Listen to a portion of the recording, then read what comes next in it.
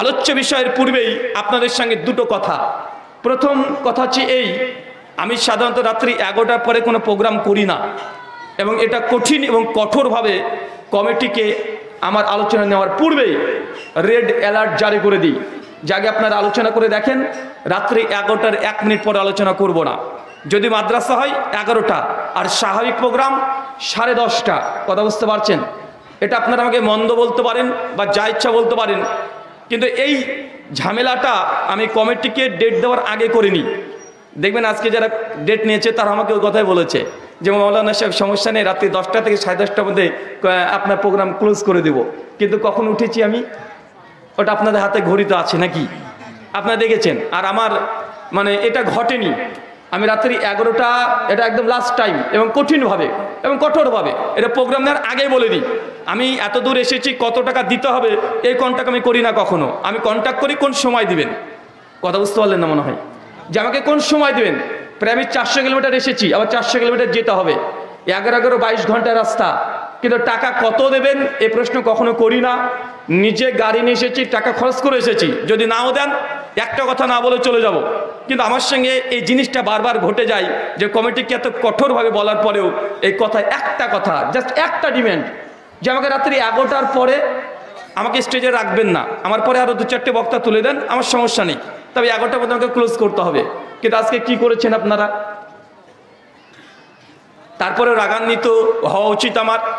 তবে ভাইজান, ওনার নাম ভুলে গেলাম, যিনি আমাকে দাওয়াত দিয়েছিলেন, উনি বললেন লাল মাহমুদ ভাই, আপনিই তো।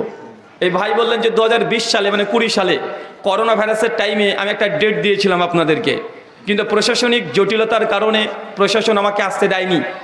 কেননা সেই সময়তেই সম্পূর্ণভাবে প্রায় 27খানা প্রোগ্রামকে আমার ক্লোজ করতে হয়েছিল, একটাই কারণ যে আমি যদি যাই সেখানে মানুষের সমাগম ঘটবে, আর মানুষের সমাগম ঘটলেই এই যে করোনা ভাইরাস সকলে অবগত আছেন, সেই সময় আসতে দেয়নি।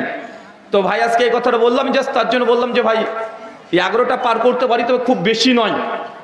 কেননা আজকে এখানে আলোচনা করছি, মানুষ দেখবে, কালকে যেখানে প্রোগ্রাম করবো সেখানে তারাও ডিমান্ড করবে যে ভাই অমুক জায়গায় তো করেছেন, আমাদের এখানে করতে হবে। তো জিন্দগিতে রাতে 11টাতে যদি সবাই 10 মিনিট 20 মিনিট 25 মিনিট করে, ভাই এটাকে কভার করা সম্ভব?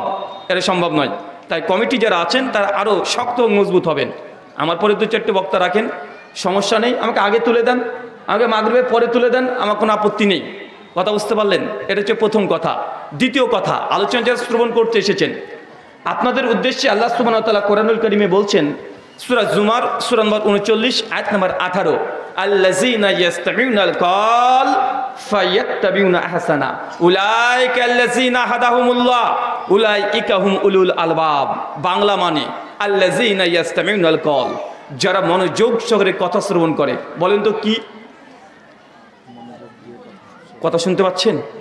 কে কে আমার কথা বুঝতে পারছেন না একটু হাত তোলেন তো। দেখেন দেখেন, হাত নামান, ধরা পড়ে গেছেন। আমি প্রশ্ন করেছি কে কে আমার কথা বুঝতে পারছেন না, তারা হাত তোলেন। আপনি বলেন তো কারা হাত তুলেছিলেন? তার মানে আসলে অ্যাকচুয়াল আপনারা কথা বুঝতে পারছেন না। আল্লাহ সুবহানাহু ওয়া তাআলা বলছেন কোরআনুল কারীমে, আল্লাযীনা ইয়াসতামিউনাল কওল, যারা মনোযোগ সহকারে কথা শ্রবণ করে। তার মানে আল্লাহর দাবি আপনাকে কথা শুনতে হবে। দূর থেকে যদি বসে থাকেন, অন্য জায়গায় যদি গল্পগুজব আড্ডা করতে শুরু করে দেন, আর যদি এই কথা বলেন যে ওদের আলোচনাতে যাওয়া যাবে না, ওরা হচ্ছে আহলে হাদিস, ওরা হচ্ছে সালাফি, ওরা হচ্ছে লা মাযহাবি, ওরা গায়ের মুকাল্লিদ, এরা এই, ওরা ওই, এরা সেই, এই কথা বলে যে দূরে বসে থাকেন, আল্লাহ সুবহানাহু ওয়া তাআলা যে দাবি যে যারা মনোযোগ সহকারে কথা শ্রবণ করে, সে শোনাই নয়, শোনার পর আল্লাহ একটা দায়িত্ব দিয়েছে, ফায়াত্তাবিউনা হাসানা, অবশ্যই তোমাকে কথা শুনতে হবে। আর শোনার পরে সব কথা বক্তার মানা যাবে না। কোন কথা মানতে হবে? আহসানা, উত্তম কথা। কোন কথা? কথা বলেন। তার মানে আল্লাহ সুবহানাহু ওয়া তাআলা বলছেন, মানুষ যদি হেদায়েত চায়, আপনি যদি হেদায়েত পেতে চান, আপনাকে আগে কথা শ্রবণ করতে হবে, কথা শুনতে হবে। কথা যদি না শুনে এরা আহলে হাদিস সালাফি, ওদের মজলিসে যাওয়া যাবে না, গেলে তুমি এ হয়ে যাবে, কাফের হয়ে যাবে, মুরতাদ হয়ে যাবে।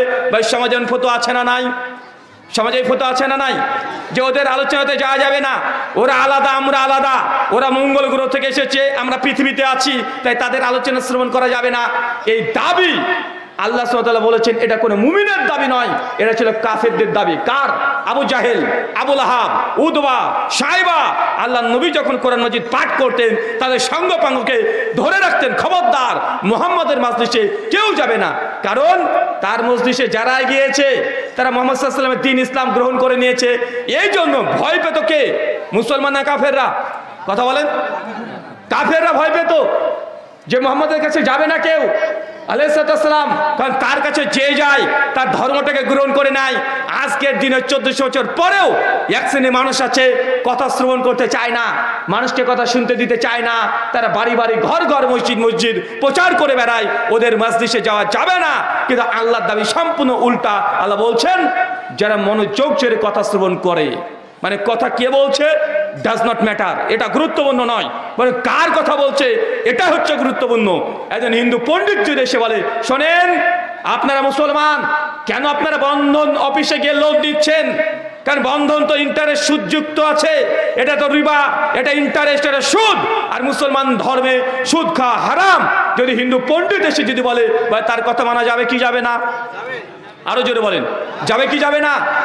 আরে ও হিন্দু হোক, ও একজন মুশরিক হোক, ও প্রতিমা পূজা করুক, কিন্তু তারপর যে কথা বলেছে ওটা তার ব্যক্তিগত কথা নয়, এই কথা হচ্ছে মুহাম্মদ সাল্লাল্লাহু আলাইহি ওয়াসাল্লাম এবং কোরআন মাজিদে আল্লাহ ঘোষণা করে দিয়েছে। তাই কথা কে বললো এটা গুরুত্বপূর্ণ নয়, বরং কার কথা বলছে এটা গুরুত্বপূর্ণ।